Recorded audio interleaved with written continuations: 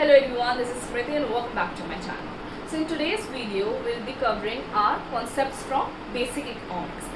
इसी चैप्टर के मैंने ऑलरेडी 5 लेक्चर प्रोवाइड कर दिए हैं जिसमें मैंने समझाया है what is production, factor of production, consumption, utility, human wants, types of human wants, जिसके वीडियोस के लिंक मैं डिस्क्रिप्शन बॉक्स में दे दूँगी, आप वहाँ से जाकर चेक कर सकते हैं। अभी फिलहाल स्टार्ट करते हैं with your market. What do you mean by market? Market एक ऐसी जगह, सिंपल फॉर्म में बोला जाए, एक ऐसा प्लेस जहाँ पे बायर्स एंड सेलर्स आके इंटरैक्ट करते हैं। सेलर्स अपने सामान को बायर्स तक पहुँचाते हैं। वो प्लेस जहाँ पे बायर्स अपने डिमांडेड जो सामान वो डिज़ायर करते हैं वो सामान वहाँ से खरीद सकते हैं और सेलर्स वहाँ जाके बेच सकते हैं, उस जगह को बोलते हैं मार्केट। ठीक है, स्टार्ट करते हैं with your according to J.L. Edwards। J.L. Edwards क्या बोल रहे हैं मार्केट के बारे में? A market is a mechanism by which buyers and sellers are brought together. Buyers और सेलर्स आमने सामने आते हैं, दे इंटरैक्ट। सेलर्स अपने सामान बायर्स तक पहुंचाते हैं, मतलब दुकानदार हम कंज्यूमर्स तक अपना सामान पहुंचाते हैं। और जिस प्लेस में ये सारी इंटरैक्शंस होती है उसको कहते हैं मार्केट। ठीक है, interaction between buyer and seller, उस प्लेस को बोलेंगे market. Now, market is not necessarily a fixed place। बहुत इम्पॉर्टेंट है कि ज़रूरी नहीं है कि मार्केट एक फिक्स्ड प्लेस में ही लगाया जाए कि ये प्लेस फिक्स्ड है। मार्केट तो बदल भी सकता है। और मार्केट को लगाने के लिए, किसी बिजनेस को सेट करने के लिए सबसे इम्पॉर्टेंट चीज़ क्या देखता है एक ओनर? यही देखता है ना कि पॉपुलेशन, क्या वो पॉपुलेशन वो सामान खरीदने को तैयार है। ठीक है, सबसे पहले पॉपुलेशन देखेगा कि किस तरीके का पॉपुलेशन है। दूसरी चीज़ आपके geographical area, in the sense कि क्या ये जगह सही है इस मार्केट को यहाँ बिठाने के लिए, क्या यहाँ पे लोग आएंगे हमारे सामान को खरीदने के लिए। जैसे हर एक सिटी का एक मेन मार्केट होता है कि इस मेन लोग चाहते हैं कि हमारी दुकान उस मेन मार्केट में हो क्योंकि लोग वहाँ ज़्यादा जाते हैं। ठीक है, अगर आपने वीरान जगह पे अपने या डेजर्टेड एरिया पे अपना मार्केट खोल के रखा है, वहाँ पे कोई नहीं जाएगा क्योंकि वो खाली एरिया, वहाँ पे इतनी जल्दी कोई जाता नहीं है। बहुत दूर आउटस्कर्ट्स ऑफ योर सिटी आपने मार्केट कर दिया तो इतनी दूर कौन जाएगा वो सामान लेने। लोग देखते हैं कि घर के पास हो, सामने हो मार्केट, तो ज़्यादा, इसलिए मेन मार्केट एरिया में ही जो आपके ओनर्स हैं या सेलर्स हैं अपने मार्केट को, अपनी दुकान को बिठाना पसंद करते हैं। तो वही चीज़ है, it is not necessarily a fix space. एक फिक्स स्पेस में जाके मार्केट नहीं बिठाएंगे, पहले देखेंगे कि क्या पॉपुलेशन, क्या वहाँ के लोग तैयार हैं उस चीज़ को खरीदने के लिए। क्या मेन मार्केट एरिया देखते, क्या उस एरिया में सबर्ब्स तो नहीं है, क्या वो मेन मार्केट है। ठीक है, ये सारी चीज़ें, ये सारे पैरामीटर्स को देखकर ही एक मार्केट को उस प्लेस में बिठाया जाता है। Now there are two distinguish facts about market. What are that facts about market? पहला है, market need not to be located at a particular place. Same वही चीज़ कि एक जगह पे बिठाना, उसको मार्केट नहीं कहते हैं। Market is scattered. अगर हमें कोई सामान चाहिए तो हम लोग मेन मार्केट जाएंगे, ठीक है, और अगर यही मार्केट बहुत दूर है घर से तो हम लोग नहीं पसंद करेंगे उस जगह पे जाना। कौन इतना ट्रांसपोर्टेशन कॉस्ट को खर्चा करके जाएगा। तो ज़रूरी नहीं है कि एक पर्टिकुलर प्लेस में मार्केट को बिठाया जाए। Market is scattered along with your population. कहाँ पे ज़्यादा लोग जा रहे हैं, कहाँ पे जियोग्राफिकल एरिया, जो एरिया है मार्केट बिठाने का, वो सही है या नहीं, अच्छा है या नहीं, वहाँ पे पॉपुलेशन जाएगा या नहीं, ये सारी चीज़ें देखते हैं। उसके हिसाब से मार्केट को बिठाया जाता है। Now second, buyers and sellers need not have a personal contact with each other. बोला गया है कि मार्केट में ज़रूरी नहीं है, मार्केट उसको भी बोला जा सकता है जहाँ पे हम लोग कम्युनिकेट नहीं करते हैं direct face to face, but still जो सेलर्स है वो बायर्स तक अपना सामान पहुंचा सकते हैं। जैसे कि फॉर एग्जांपल ऑनलाइन शॉपिंग करते हैं हम लोग, जब ऑनलाइन शॉपिंग करते हैं तो हम लोग फेस टू फेस सेलर्स के साथ नहीं या मैन्युफैक्चरर के साथ फेस टू फेस कांटेक्ट नहीं करते हैं। जो भी हम लोग को सामान पसंद आया हम लोग ऑनलाइन खरीद लेते हैं, वो सामान हमारे तक आ जाता है। बस एक कम्युनिकेशन का सिस्टम होना चाहिए। वो कम्युनिकेशन का सिस्टम, जैसे मोबाइल है हमारे पास, हम लोगों ने कोई चीज़ ऑनलाइन मंगवाया तो बायर के सामने नहीं गए, बिना बायर के सामने जाके या बिना मार्केट में जाके हम लोग ने वो सामान अपने घर तक लिया। ठीक है, now there are two types of market. बहुत इंपॉर्टेंट है, स्मॉल क्वेश्चन में आ सकता है। What are the types of market? There are two types of market. First is your good markets and second is your factor markets. Good markets में जहाँ पे goods and services we can buy and sell. Goods and services can be bought and sell. Good and services जैसे for example बहुत easy है, जैसे कपड़ा खरीदने गए, क्लॉथ मार्केट हो गया, या कार खरीदने गए, कार मार्केट हो गया. ठीक है, ये सारे जो सामान हैं, जितने भी सामान आते हैं, राशन पानी की जो दुकानें हैं, ठीक है, ये सारी चीज़ें कहाँ पे आती है? गुड्स मार्केट, वे goods and services are bought and sell. Easy. ठीक है. Factor markets, now I already told you about factor of production. ठीक है, लास्ट वीडियो में मैंने फैक्टर ऑफ प्रोडक्शन के बारे में समझाया था.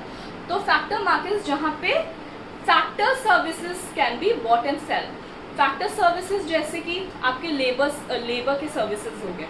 ठीक है, मार्केट बैठता है सुबह सुबह, जब आप जाएंगे तो काफ़ी सारी जगह में लेबर मार्केट्स लगते हैं. लेबर मार्केट्स में क्या होता है कि जो वर्कर्स होते हैं वो वहाँ पे रहते हैं, एंड जो ओनर्स हैं, जैसे एंटरप्रेन्योर हो गया, बिजनेसमैन हो गए. ठीक है, यहाँ पे जो ओनर्स, इकोनॉमिक्स के टर्म में ओनर्स एंटरप्रेन्योर को बोला गया है. ठीक है, will by the labour, entrepreneur will by the labour, and will और वर्कर्स को यहाँ पे सेलर बोला गया इकोनॉमिक के टर्म्स में. तो लेबर्स को खरीद सकते हैं, ठीक है, काम के लिए. वर्कर्स को ले जाते हैं और उसके बदले क्या देते हैं? वेजेस देते हैं. तो फैक्टर मार्केट्स आ गया. लेबर मार्केट्स, लेबर मार्केट्स हुए, कैपिटल मार्केट्स हुए. ठीक है, ये सारा आपका फैक्टर मार्केट हो गया, जहाँ पे factor services are bought and selled up for factor market. इतना समझ में आया? नाउ मनी में आते हैं. मनी में एक चीज़ बहुत इंपॉर्टेंट है, which is your barter system. Now what is your barter system? Before the money was invented, पहले जब मनी नहीं था, ठीक है, मीडियम ऑफ एक्सचेंज कैसे किया जाता था? एक सामान के बदले दूसरा सामान दे दिया जाता था. फॉर एग्जाम्पल, अगर मेरा जहाँ पे मनी अभी तक डिस्कवर तक नहीं हुआ है, ठीक है, तो आप कोई सामान लेने गए तो क्या करोगे? आपके पास मान लीजिए 5 kg वीट है. ठीक है, वीट है, आपने वो सेल किया. जब आपने वीट सेल किया तो उसके बदले आपको क्या मिला? क्लोथ. 2 मीटर क्लोथ, 2 मीटर का कपड़ा मिल गया. ठीक है, सामान के बदले सामान एक्सचेंज करना, उसको कहते हैं बार्टर सिस्टम. जब पैसे नहीं थे, जब पैसे डिस्कवर नहीं हुआ था, तो लोग क्या करते थे? सामान के बदले सामान को बेचते और खरीदते थे. जैसे 2 काउस के बदले, 2 गाय के बदले क्या सामान लिया? 10 kg वीट ले लिया, या क्लोथ ले लिया, या सोना खरीद लिया. सोना बेचा तो 10 ऑक्स, पहले क्या खरीदते थे? ऑक्सेस खरीदते थे. ठीक है, गाय खरीद लिया या तो सोना बेचा. तो सामान के बदले सामान को खरीदना और लेना, उसको कहते हैं बार्टर सिस्टम. और इस मनी वाले पोर्शन से सबसे ज़्यादा क्वेश्चन आने के चांसेस बार्टर सिस्टम ही है कि what do you mean by barter system and what is your barter economy. Barter system refers to the system of exchange where goods and services are exchanged directly for other goods and services. मुझे अगर मान लीजिए कपड़ा चाहिए, तो मैंने आपको wheat बेचा, गेहूं बेचा, और गेहूं के बदले मैंने कपड़ा ले लिया. इसको कहेंगे barter system. Goods and services के बदले मैंने गुड्स एंड सर्विसेज ही लिया. तो directly when goods and services are exchange directly for other goods and services are known as barter system. और जिस इकोनॉमी में ये बार्टर सिस्टम होता था, barter exchange, economy based on barter exchange is called barter economy. Economy based on barter exchange is known as barter economy. ये question आने के बहुत चांसेस है ना. अब बार्टर सिस्टम की दिक्कत क्या थी? एक तो हम लोग को ठीक से मेजरमेंट नहीं पता चलता था कि भैया ये सही है भी या नहीं. अगर 10 kg हम लोग को वीट चाहिए तो हम अपना 2 गाय बेच दे रहे हैं, 2 काउस. ठीक है, 2 गाय बेच के हमने 10 kg गेहूं खरीदा. लेकिन क्या ये मेजरमेंट सही बैठता है? ऐसा तो नहीं है कि मेरा नुकसान हो रहा है और सामने वाले का बहुत ज़्यादा फायदा हो रहा है, पता ही नहीं चल रहा है. तो सबसे बड़ा नुकसान ये था. इसीलिए बार्टर सिस्टम को ख़त्म करने के लिए क्या आया? मनी आया. Now, what is money? Money is anything that is generally acceptable as a mean of exchange at the same time act as a measure and store of value. पहली चीज़ medium of exchange है. हमें कोई सामान चाहिए, मुझे हम लोग को ये पेन चाहिए, तो ये पेन 50 रुपये का है, 50 रुपये दिया and we bought this pen. तो मीडियम ऑफ एक्सचेंज क्या किया? हम लोग ने पैसे दिया और उसकी जगह सामान खरीदा. And at the same time act as a measure and store of value. Measure of value की इसकी कीमत है 50 रुपये, ठीक है, it's measure of the value. And store of value, you can store it, you can save it. पैसे को या तो आप घर पे रख सकते हो स्टोर करके, या बैंक में जाके डिपॉजिट करके वहाँ पे सेव कर सकते हो। तो what ever you can do, you can store your value, you can measure with the money कि भाई इसकी कीमत इतनी है, इस पेन की कीमत इतनी है, तो मैंने 50 रुपये दिया, मतलब 50 रुपये कीमत है इस पेन की। एंड मीडियम ऑफ एक्सचेंज, इस पेन को लेने के बाद हम लोग इस मीडियम ऑफ एक्सचेंज मतलब एक्सचेंज किया अपने पैसे से, 50 रुपये दिया एंड ये पेन मिला उसके बदले, ठीक है। तो बार्टर सिस्टम के लिमिटेशंस को ख़त्म करने के लिए, डीमैंड्स को ख़त्म करने के लिए मनी आया, कि मनी मेजर कर सकता है। समझ में आया मनी किस लिए आया? बार्टर सिस्टम को फिनिश करने के लिए। Now money consist of two things, currency and deposit money या बैंक मनी। करेंसी क्या होता है? करेंसी वो चीज़ होती है, करेंसी कंप्राइजेज ऑफ योर, जो पेपर मनी होता है उसी को करेंसी कहते हैं। नोट्स एंड कॉइन्स जितने भी होते हैं वो करेंसी, उनको क्या कहा जाता है? करेंसीज। एंड करेंसीज कौन इशू करता है? Central bank of any country, जो भी जिस भी कंट्री का सेंट्रल बैंक है वही करेंसी को इशू करेगा। Now central bank of our country of India is Reserve Bank of India.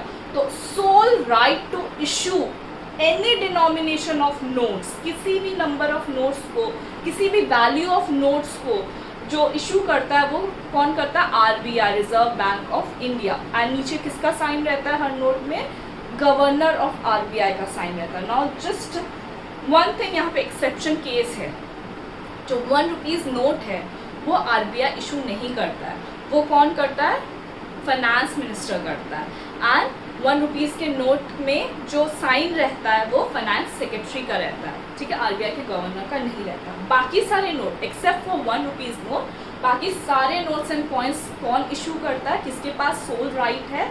वो आरबीआई के पास, central bank of our country. Deposit money, deposit money वही चीज़ है, बैंक मनी या डिपॉजिट मनी सेम थिंग, कि आप जो मनी जाके बैंक में सेव करते हो, डिपॉजिट करते हो, and through cheques you can withdraw that money, is known as deposit money, ठीक है।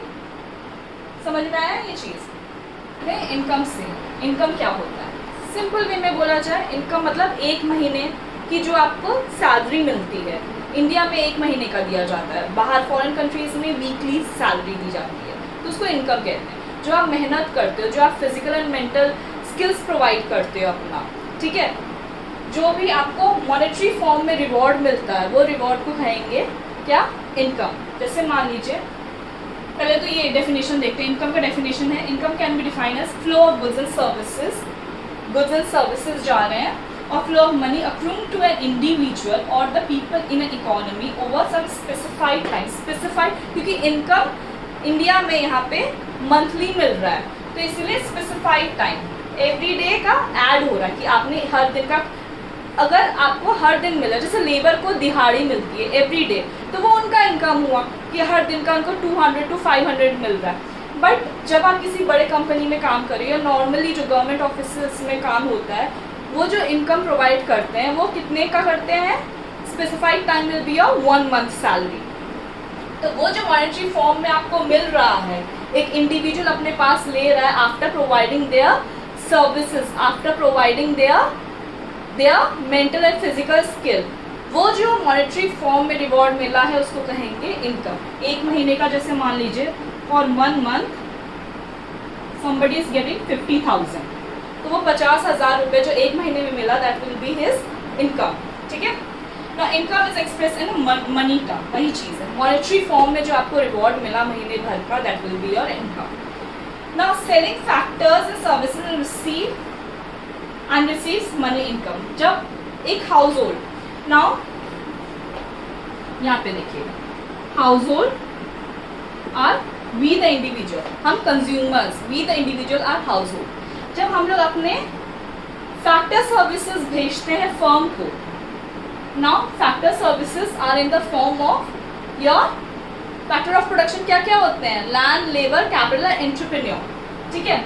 हाउस होल्ड से फर्म को लैंड गया, लैंड, फिर हाउस होल्ड ने फर्म को लेबर भी दिया, ठीक है, हाउस होल्ड से कैपिटल भी गया फर्म को, एंड एंटरप्रेन्योर भी गया।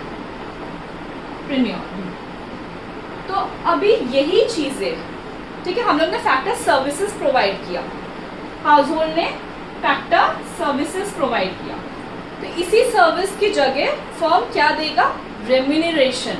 रेम्यूनरेशन मतलब वेजेस, सैलरी, इनकम। अभी फर्म फैक्टर सर्विसेज की जगह हाउस होल्ड को they provide you with the income. Land दिया तो लैंड का रेम्यूनरेशन क्या होगा आपका, रेंट। लैंड के बदले क्या मिलेगा, रेंट मिलेगा। मॉनेटरी फॉर्म में हम लोग को रेंट मिलेगा। लेबर के बदले में क्या मिलेगा, वेजेस मिलेगा। ये सारे इनकम होंगे। लैंड का इनकम होता है रेंट, ठीक है, लेबर का इनकम होगा, रेम्यूनरेशन होगा, वेजेस। कैपिटल का क्या होता है, interest, in form of interest remuneration जाएगा। एंड एंटरप्रेन्योर का रेम्यूनरेशन क्या होगा, प्रॉफिट जो वो कमाएगा, ठीक है। ये सब इनके इनकम्स हैं फैक्टर सर्विसेज के। ये समझ में आया। Now firm purchases this factor of production page remuneration, वही चीज है, सेम वही चीज। फर्म ने हाउस होल्ड से ये सारे फैक्टर सर्विसेज लिए, लैंड लिया, लेबर लिया, कैपिटल लिया, एंटरप्रेन्योर लिया, और इसी सर्विसेज के बदले फर्म ने हाउस होल्ड को फैक्टर पेमेंट भेजा। लैंड के बदले रेंट भेजा, लेबर के बदले वेजेस दिया रेम्यूनरेशन में, कैपिटल के बदले इंटरेस्ट दिया, एंड एंटरप्रेन्योर के बदले प्रॉफिट दिया। ये सब इनके इनकम्स हैं, ठीक है। अब ये सारे इंडिविजुअल के लेवल का इनकम है। अभी यही सोचिए, होल एज एन इकोनॉमी सबका इनकम लीजिए। होल एज एन इकोनॉमी कितना प्रोडक्शन हो रहा है, कितना आउटपुट निकल रहा है, कितना इनकम आ रहा है, ठीक है, पूरे इकोनॉमी का, उसको क्या बोलेंगे, नेशनल इनकम बोलेंगे। अभी तो इंडिविजुअल इनकम देख रहे थे, जब इंडिविजुअल को सारे गुड्स एंड जितने भी वैल्यूएशन है सबको एड अप कर देंगे इस इकोनॉमी का, तब निकलता है नेशनल इनकम, ठीक है ना। नेशनल इनकम क्या है, national income is defined as the value of all the goods and services produced by the resident of the country in an year, ठीक है। ये सारे इनकम्स मिले, हम लोग ने प्रोडक्शंस दिए, हम लोग फैक्टर सर्विसेज दे रहे हैं, प्रोडक्शन हो रहा है, गुड्स प्रोड्यूस हो रहे हैं, आउटपुट निकल रहे हैं, उन सबका फाइनल गुड्स एंड ये आपका फाइनल गुड्स एंड सर्विसेज जितने भी प्रोड्यूस हुए हैं उन सबको एड अप करके जो वैल्यू निकलेगा, और जो normal resident of the country, normal मतलब कि हमारे कंट्री का, डोमेस्टिकली इंडिया से बाहर नहीं पर इंडिया के अंदर कितना वैल्यूएशन हुआ है सारे आउटपुट का, और एक साल का देखा जाता है, ठीक है। ये सारे गुड्स एंड सर्विसेज एक साल के अंदर अंदर कितने आउटपुट प्रोड्यूस किया गया है, फाइनेंशियल ईयर बोलते हैं, वन फाइनेंशियल ईयर के अंदर अंदर कितने वैल्यूएशन ऑफ गुड्स या कितने आउटपुट को प्रोड्यूस किया गया by the normal resident of the country will be known as national income. और नेशनल इनकम एक साल का निकलता है।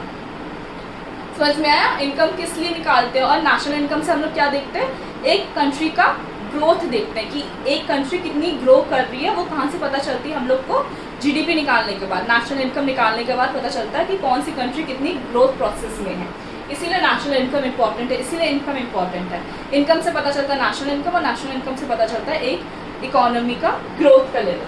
नाउ पर कैपिटल इनकम, पर कैपिटल इनकम क्या है, इनकम तो समझ में आ गया क्या है, इंडिविजुअल जितना एक महीने में कमा रहे हैं। नाउ पर capital income is average income of the normal resident of the country in an year. एक साल में सारे जितने भी इंडिविजुअल हैं, ठीक है, सब लोग अलग अलग कमा रहे हैं, कोई 50 कमा रहा है, कोई 70 कमा रहा है, तो कोई 10,000 ही कमा रहा है। तो क्या करते हैं हम लोग, एक एवरेज निकाल लेते हैं कि एक एवरेज निकालने के बाद पता चलता है कि इस कंट्री का एवरेज इनकम क्या चल रहा है। तो उसी एवरेज इनकम को कहेंगे क्या हम लोग, पर कैपिटल इनकम। पर कैपिटल इनकम इज लाइक आप कितना कमा रहे हो, आप कितना कमा रहे हो, आप कितना कमा रहे हो, आप कितना कमा रहे हो, ठीक है। इनकम पर हेड, ये इससे पता चलता है कि एक इंसान कितनी, मतलब एक नॉर्मली हर इंडिविजुअल कितना एवरेज में कमा ले रहा है, ये पता चल रहा है हम लोग पर कैपिटल इनकम से। अभी एक एग्जांपल सॉल्व करते हैं। पर कैपिटल इनकम का जो आपका फॉर्मूला है, national income upon population. National income को टोटल पॉपुलेशन से हम लोग डिवाइड कर देंगे तो पर कैपिटल इनकम निकल जाएगा कि एक इंसान कितना एवरेज में कमा ले रहा है, ठीक है। For example if national income is 22,41,700 crore, national income इतना है, और पॉपुलेशन इंडिया की कितनी है, 100 करोड़। तो पर कैपिटल इनकम निकालने के लिए हम लोग क्या करेंगे, नेशनल इनकम को पॉपुलेशन से डिवाइड करेंगे, ठीक है। 22,41,700 करोड़ को डिवाइड किया 100 करोड़ में, तो लगभग आ जाएगा 22,417 रुपीज़, ठीक है। ये हो जाएगा आपका पर कैपिटल इनकम कि 22,000 के अप्रॉक्स कमाया जा रहा है, ठीक है, इस कंट्री में। तो इतना समझ में पर कैपिटा इनकम। अब इम्पोर्टेंट क्यों है पर कैपिटा इनकम निकालने का? देखिए, एक इंसान के इनकम से पता चलता है कि उसकी स्टैंडर्ड ऑफ लिविंग क्या है, और स्टैंडर्ड ऑफ लिविंग से पता चलता है कि इकोनॉमिक वेलफेयर कितना हो रहा है, इकोनॉमिक डेवलपमेंट कितना हो रहा है। ज़्यादा पर कैपिटा इनकम हुआ तो मतलब डेवलपमेंट भी ज़्यादा होगा, वेलफेयर भी ज़्यादा होगा, ठीक है। कम हुआ तो मतलब क्या हुआ? और इससे पर कैपिटा इनकम हम लोग हर साल इसलिए निकालते हैं कि हम लोग अपना क्या कर सके, प्रीवियस ईयर से कंपेयर करके अपना प्रोग्रेस देख सके कि हम लोग कितना प्रोग्रेस कर रहे हैं। अगर इस साल का हम लोग पर कैपिटा इनकम 22,000 निकाल रहे हैं तो अगले साल का इससे ज़्यादा होना चाहिए, तभी ग्रोथ करेगा। अगर इससे कम हो गया तो मतलब इकोनॉमिक डेवलपमेंट और इकोनॉमिक वेलफेयर कम जा रहा है, और अगर इससे ज़्यादा हुआ तो मतलब इकोनॉमिक डेवलपमेंट बढ़ रहा है। जितना पर कैपिटा इनकम धीरे धीरे बढ़ेगा उतना ही, नॉर्मली जितना इनकम हम लोग का धीरे धीरे बढ़ेगा उतना ही हम लोग की ग्रोथ भी बढ़ेगी, उतना ही हम लोग का डेवलपमेंट होगा, उतना ही हम लोग अपने आप का वेलफेयर कर सकेंगे। वैसे ही it goes to your economy, ठीक है। अगर इकोनॉमी में पर कैपिटा इनकम इंक्रीज हो रहा है तो मतलब इकोनॉमी का डेवलपमेंट भी इंक्रीज हो रहा है और वेलफेयर भी इंक्रीज हो रहा है। इसीलिए इनकम से पता निकाल सकते हैं हम लोग नेशनल इनकम। नेशनल इनकम से पता चलता है कि जीडीपी कितनी निकली है, ग्रोथ कितना हो रहा है इकोनॉमी का, और पर कैपिटा इनकम से हम लोग देखते हैं per capita income act as an index for your welfare and development of an economy. Economy की कितनी वेलफेयर हो रही है, इकोनॉमी कितना डेवलप कर रहा है, हम लोग अपने पर कैपिटा इनकम से जान सकते हैं। इतना समझ में आया? बस आज के इस वीडियो में इतना ही रखा। 4 कॉन्सेप्ट्स मैंने डिस्कस कर दिए। अब नेक्स्ट वीडियो में मैं नेक्स्ट कॉन्सेप्ट्स डिस्कस करूँगी। होपफुली ये समझ में आ गया हो। कोई भी प्रॉब्लम, कोई भी दिक्कत हो आप कमेंट सेक्शन में लिख सकते हैं। I get back to you then. And thank you so much for watching my video. पसंद आए तो लाइक एंड सब्सक्राइब जरूर करें। Thank you.